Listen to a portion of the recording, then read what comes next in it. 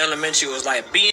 What's up, y'all? I'm back with a quick video. We're gonna talk about the whole victim guilt tripping. Ruling how they rule through guilt tripping. I'm mainly focused on the dark skinned cats with this, and I've noticed this for a very long time.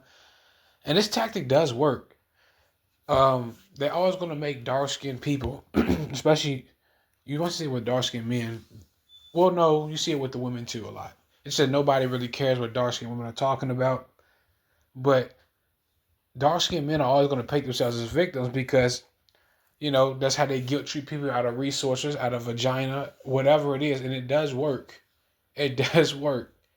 And I got another video coming about how I seen some biracial girls giving up half breed coochie, uh, half breed coochie to dark skinned men. And they were basically trying to pander to darker men and on TikTok, but TikTok getting ticked down anyway, so you can't do nothing on that anyway.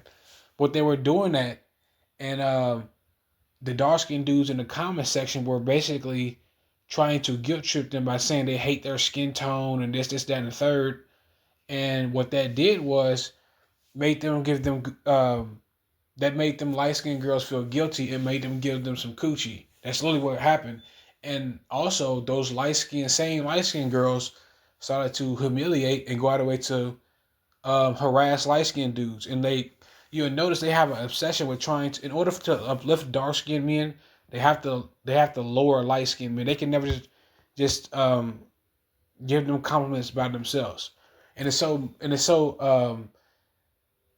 they've been doing it for so long. Even when they give a compliment to a dark skinned dude, it's usually a diss to a light skinned dude behind it, and it's weird. But yes, let's get into this. Black in 1925. For those of you that don't understand what this comment trying to say is that if you was a dark-skinned person in elementary school, more than likely they bullied you because you were dark-skinned. You heard jokes like Kunta Kinte. Everybody heard jokes in school. It's funny how these dudes walk around calling people sensitive when they receive jokes, and these people, but when they're the butt of the joke, they walk around calling people names and nobody complains, nobody cries. But when they get joked on, um, they want to cry about stuff. And my question is, who was bullying you back in elementary and middle school? I'm pretty sure it wasn't light skinned people. And like I said it before, this is a problem that their own kind has. Their own kind works around bullying each other and bullying other groups of people in minority groups, but that's never brought up. And my question is, who is bullying y'all? And don't say it was light skinned people, and don't say it was light skinned men, especially because remember the light skinned dudes can't fight. They soft, they effeminate. Y'all pick on them. Y'all outnumber them. They can't. They can't bust a grape in the bust a grape. So who is picking on these dudes? All right, who's picking on these black girls? I'm pretty sure it wasn't light skinned people, but unfortunately, they were always trying to take it out on light skinned people, especially the dudes. Um, and I would also notice how they have a lot of displaced anger towards light skinned people for what other groups of people did to them. All right, but that's another topic for another day. African Booty Scratcher, Burnt Biscuit, Shadow, Portal, Michael Jordan, Eddie Murphy, Blade, any type of person representing a dark-skinned person. This was you. This was another black person committing something called colorism. They will say, oh, I don't like when white people say the N-word and stuff like that, because they consider that as being racist. And that's weird that they don't like them saying the N-word, but allegedly, white people are the ones who invented the N-word, according to y'all. Y'all are the ones who say, why can't they use the N-word if they're the ones who made it? It's funny because they give, mixed breed guys like Drake a hard time for saying the N-word, but hell, he is half an N-word, and his other half, the white side, is the one who started saying it first, allegedly. So, like, how can you say, if anybody, a mixed race person like Drake should be the only one who's more validated? He should be the only one who's should be saying it. Like, he should be the ultimate person saying it. Because his white side made the word, and his dad actually is one. That should give him all the perks in the world, all the reasons to say it. So, that's just let me get sidetracked a little bit, but let's just keep going. And racism and things, but it was okay for them to be out here saying all those type of remarks, which is colorism, making fun of you for being dark. So it wasn't okay for them to make fun of you for being a black person, but it was okay for black people to make fun of black people because they're darker than other black people. And truthfully, that's not okay. Like, just get your head out your ass, man. Just think about how that shit sounds. I don't agree with this shit. I that's not my remembrance of grade school.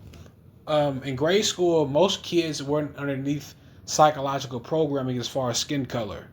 We weren't really glued to the matrix until we got around darker kids.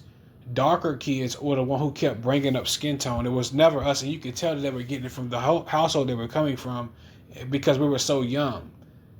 Me being a light-skinned boy, I never knew I was light skinned until I got around dark skinned children, and we was babies, and they were pointing that out, and they would call me white boy. Go back to those old slave movies. You know when the mulatto child would get around the black children, and they would huddle in circles and try to mock the mixed child and call them names and tease them for being white and stuff. Which I'm not, clearly not white, Caucasian. I only look Caucasian, but they would do that. And it was mostly the darker kids who were doing that. They're the majority of the community. All right, they will walk around doing that to mixed kids, and they're still doing it to this day. You don't see mixed kids making fun of light-skinned kids in general, making fun of darker kids, especially not the men. So I disagree with this wholeheartedly. I think this is just a tactic that they use to guilt trip people out of resources, and they can dish it, but they can't take it. Like, I've noticed that about a lot of darker people. Not all of them, but a lot of them, they can dish this stuff, but they really can't take it. Like, I'm not one of those type of light-skinned dudes who's going to back down to a dark-skinned dude or a dark-skinned person. Like I would make a dark-skinned person bleach themselves if they talk about me. About me being light and stuff. And I don't give a damn where we at. But I notice when I do that, it really hurts dark-skinned people's feelings.